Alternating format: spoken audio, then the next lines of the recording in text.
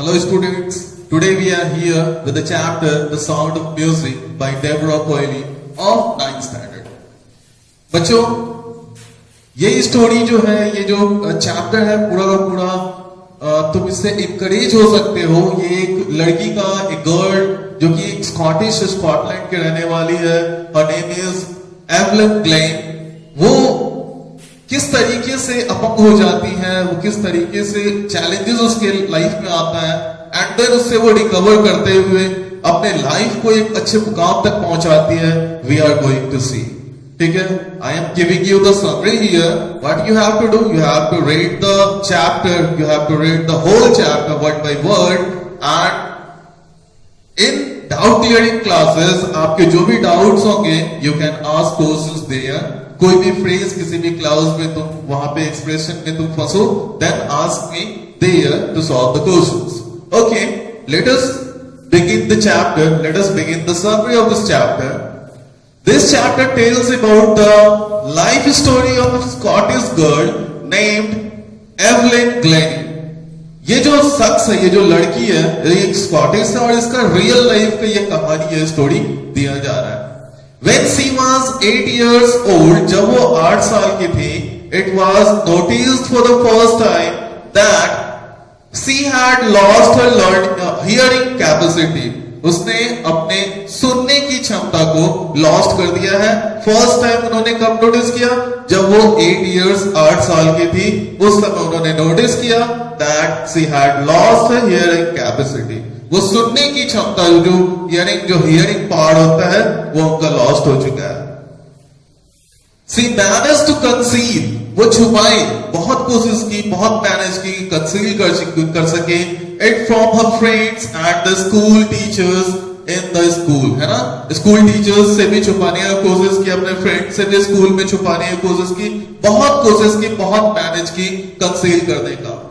But when she was 11, जब वो 11 साल की हुई, the case of her deals got confirmed she had lost her hearing capacity totally, है ना। लेकिन जब वो 11 साल की हुई, तो उसने वो जो केस जो वो डील कर रही थी, जो डिजीज जिससे वो सफर कर रही थी, ये बिल्कुल कंफर्म हो गया and then he totally lose her hearing capacity. वो पूरी तरीके से हियरिंग कैपेसिटी को लूज कर देती है and she have now nothing to conceal, कुछ भी छुपाने के लिए नहीं होता है।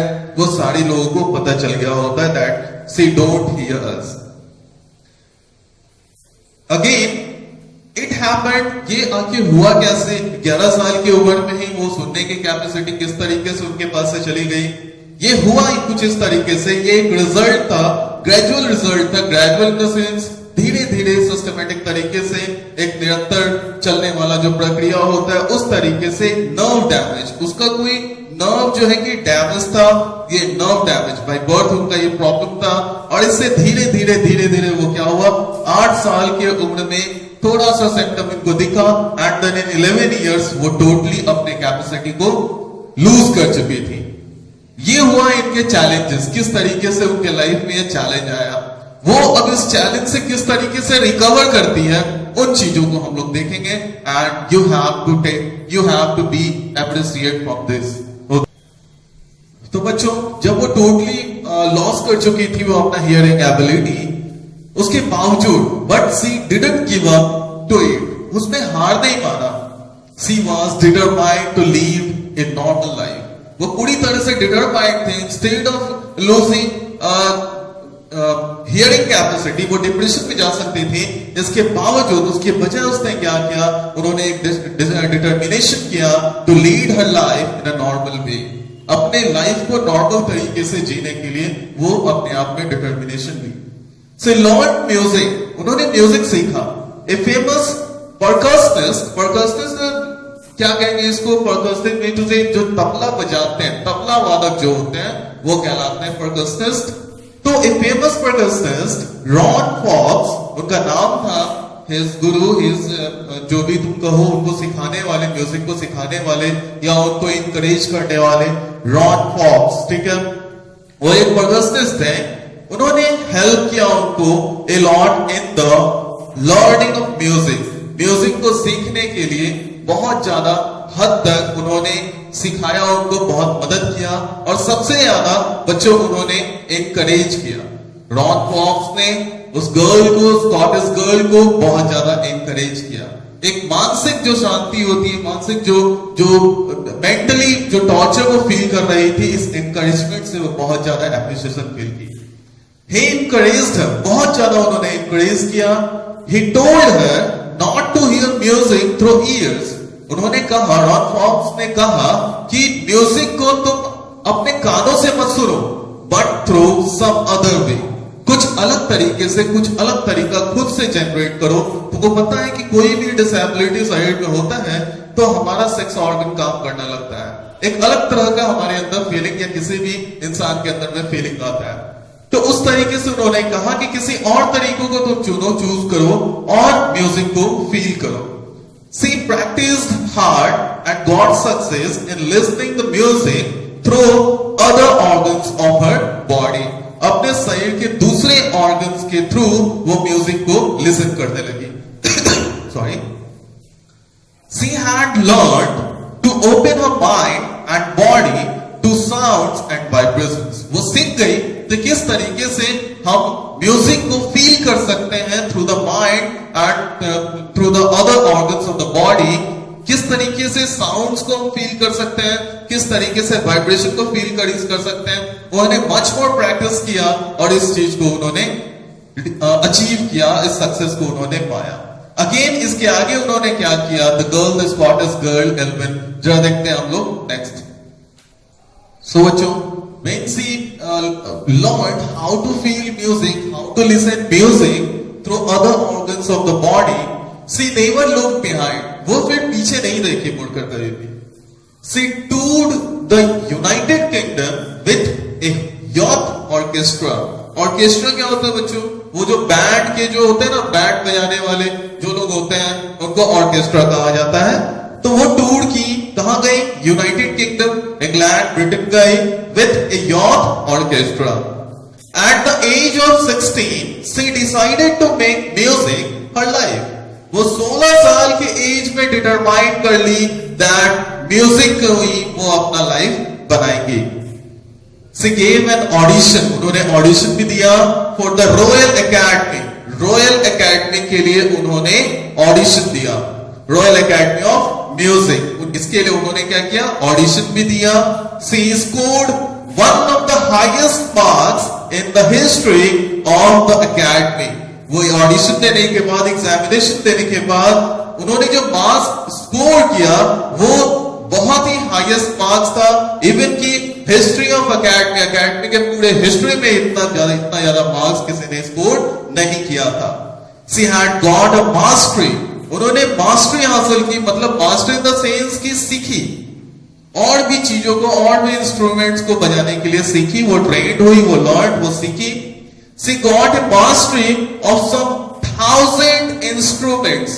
बताओ, 1000 इंस्ट्रूमेंट्स, मतलब म्यूजिक के इंस्ट्रूमेंट्स को बजाने के लिए उसमें वो मास्टरी हासिल की। It seems impossible that a deaf person like her can respond to the things so fluently. ये तो बिल्कुल ही नामुमकिन सा लगता है, प्रतीत होता है कि एक डीफ पर्सन, एक बहरा जिसके पास हियरिंग कैपेसिटी नहीं है, वो रिस्पॉन्ड करे एकदम फ्लुएंटली, पूरे ही फ्लुएंटली, बिना किसी हेजिटेशन के साथ वो रिस्पॉन्ड करे। ये बहुत ही आश्चर्य सा बात लगता है, बट उन्होंने ये चीजों को किया। तो बच्चों, कितना ज्यादा तुम देख रहे हो इन्होंने सफर किया और इसके बावजूद अपने आप को, उस गोल को अचीव किया जिसको वो अचीव करना चाहती थी। आगे देखते हैं कि और उन्होंने क्या किया और क्या उन्होंने अचीव किया अपने सेंसेशन लूज करने के बाद भी। So let us move forward for the next. She spoke flawlessly with a Scottish lilt. बच्चों, lilt is to accent. तुमको पता होगा लहजा जो होता है बोलने का, जो जैसे कि बंगाल में रहने वाले लोग कहीं भी अगर हिंदी में कुछ बोलते तो उनका पता चल जाता है कि वो बंगाली है, बंगाली है। उस तरह वो एसेंट कहलाता है, वो लहजा कहलाता है। तो वो इंस्टेड ऑफ, मतलब वो हियरिंग कैपेसिटी लूज कर चुकी थी, इसके बावजूद वो फ्लॉलेसली स्कॉटिश एसेंट में में वो बात किया करती थी एकदम बिल्कुल बिना किसी हेजिटेशन के. She says that music pours in through every part of her body.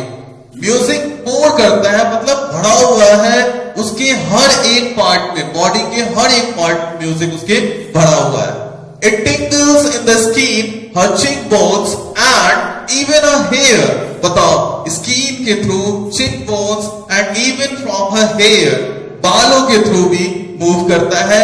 टिंगल्स, टिंगल्स इस टू बच्चों झंझोड़ देता है, झंझोड़ना या फिर तुम बोल सकते हो जो गुदगुदी सी होती है, वो बताती है कि म्यूजिक उसके स्किन के थ्रू, चिक बोन्स में, इवन इन हेयर्स टिंगल्स लाता है, एक झंझनाहट लाता है. When she plays the xylophones, बच्चों xylophones है इंस्ट्रूमेंट, एक इंस्ट्रूमेंट है ये इंस्ट्रूमेंट कैसा होता है जैसे पियानो टाइप का होता है एंड स्ट्रिंग्स होते हैं हाथ में बजाने के लिए. तो you can search it and see the images of the xylophones. बोलती हैं वो, she plays the xylophones, जब वो xylophones प्ले करती हैं, she can listen to its music through the finger tones. वो फिंगर टॉप्स के थ्रू क्या करती है, उसके म्यूजिक को फील करते रहती है. वो अपना एक्सपीरियंस बता रही है कि वो किस तरीके से सारे इंस्ट्रूमेंट्स को फील करती थी और हर एक पार्ट के, बॉडी के हर एक पार्ट से वो फील करती थी. तो बता रही है कि जब वो xylophones प्ले करती थी तो उनके फिंगर टॉप्स के थ्रू वो म्यूजिक को लिसन करती थी. तो लिसन करना इन द सेंस वो फील करती थी. By leaning against the drums, drums के अगेंस्ट जब वो लीन करती थी, जब वो बैठती थी ड्रम्स को बजाने के लिए, उसके तरफ झुकती थी, she can listen to the echoes in her heart. वो echoes मतलब उसका जो इको होता है, जो उसका झंझनाहट होता है, उसको वो by heart, वो अपने दिल से वो उसको फील करती थी, अपने हार्ट में वो फील करती थी. She performs barefooted, performs बच्चों यहाँ एम छुटा हुआ है. She performs barefooted on a wooden platform so that music may reach to her heart through her feet and legs. बोलती है कि जब वो परफॉर्म करती रहती थी तो वो वुडन प्लेटफॉर्म पे, जो स्टेज जो उनको मिलता था वुडन प्लेटफॉर्म, उसके ऊपर barefooted मतलब बिना किसी स्लीपर के या किसी चीज के, वो खाली पैर वो परफॉर्म करती थी ताकि so that म्यूजिक में रिच, म्यूजिक उन तक पहुंचे, किस तरीके से, हार्ट तक पहुंचे, through her feet and legs. तो वो अपना एक्सपीरियंस इसमें बता रही है कि किस तरीके से वो कोई भी इंस्ट्रूमेंट बजाती थी और किस तरीके से उनके बॉडी पार्ट्स इस चीज को फील करते थे. और ये भी बता रही है कि वुडन प्लेटफॉर्म पे जब वो परफॉर्म करती थी तो बेयरफूटेड वो काम करती थी ताकि हार्ट तक वो फील कर सके थ्रू फीट एंड लेग्स. तो इसके इस तरह से हम लोग देखते हैं बच्चों की ये आसान नहीं होता है कोई भी चीज. जैसे कि हम लोग सोचते हैं कि एकदम डिटरमाइंड हो जाते हैं, जैसे भी लॉकडाउन चल रहा है, हम लोग पढ़ाई करें, बहुत सारे बच्चे हेजिटेशन हो गए, बहुत सारा बर्डन उनके दिमाग में आ रहा हो, कैसे क्या करना है. बिल्कुल डिटरमाइंड रहिए, स्ट्रगल तो करना होगा. और आप देख सकते हो कि किस तरीके से वो स्ट्रगल करती थी. डिटर्मिनेशन का क्या सेंस यहाँ पे बन रहा है, वो चीज तुम यहाँ पे फील कर सकते हो. किसी भी इंस्ट्रूमेंट को वो बजाती थी तो अपने बॉडी पार्ट के जरिए उस चीज को वो फील करती थी. जिस चीज से वो बजा रही है, जिस चीज से वो काम कर रही है, उसी चीज से उस चीज को वो फील कर रही है. तो this is the experience he had gain. Again हम देखते हैं वो क्या बताना चाहती हैं अपने नेक्स्ट में. बच्चों, in 1991, she was presented with the Royal Philharmonic Society's prestigious Soloist of the Year Award. तब 1991 में, वो 1991 में उनको अवार्ड दिया गया, किनके द्वारा, सोसाइटी के द्वारा, जो कि रॉयल फिलहार्मोनिक सोसाइटी की थी, उनके द्वारा एक प्रेस्टिजियस मतलब बहुत ही विख्यात soloist of the year award से उनको सम्मानित किया गया. She calls her a workaholic. वो अपने आप को एक बहुत ही मेहनती इंसान कहा करती थी. A person who does a lot, जो बहुत ज्यादा मेहनत करती थी, वो अपने आप को workaholic कहा करती थी. Apart from the regular concerts, concerts क्या होते हैं बच्चों? concerts होते हैं, देखते हो म्यूजिशियंस वगैरह की जो गोष्ठियां लगती हैं जहां पे वो बजाते हैं ना, कॉम्पिटिशन, रेगुलर कॉम्पिटिशन बोल सकते हो. तो apart from the regular musical competition, she gives high priority to the classes for the young musicians. वो कंसर्ट्स में जाती थी, इसके बावजूद भी वो प्रायोरिटी देती थी क्लासेस देने को, किसको? For the young musicians. Young musicians के लिए भी वो बहुत ज्यादा काम करती थी और बहुत मेहनत करती थी और उनको बहुत बेहतरीन तरीके से म्यूजिक सिखाती थी। ये भी इनके प्रायोरिटी में हुआ करता था।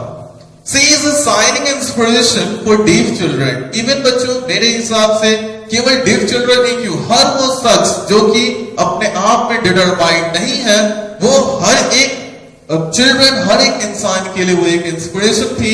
वो यहां बताया जा रहा है जैसे वो एक इंस्पायर करती थी डेफ चिल्ड्रन को, वो आज भी हम लोगों को इंस्पायर करती हैं और हमेशा करती रहेंगी फ्रॉम दिस। तो इस तरीके से हम लोगों ने इसका पूरा समरी देखा and we see how the chapter is, what is the theme of the chapter. तो डिटरमाइंड रहिए, अपने आप में कंक्लूड करके रखिए क्या हमको आगे अपने पॉइंट को पकड़ने हैं, किस तरीके से हमारा लाइफ चलना है, हमारे डिटर्मिनेशन सब कुछ एक बार में संगठित करके होना चाहिए। बच्चों, ये समरी था and what I have told you earlier कि आप word by word, line by line आप सेंटेंसेस को देखिए, चैप्टर को पढ़िए and if you have any types of doubt, तो आपकी जो लाइव क्लासेस चल रहे हैं, लाइव डाउट क्लासेस, आप उसमें आपसे क्वेश्चन कर सकते हैं and I will solve all the doubts you have given me. आपने जो भी डाउट्स मेरे को देना है, आप उसको वहां पे सॉल्व कर देंगे। So for today, thank you.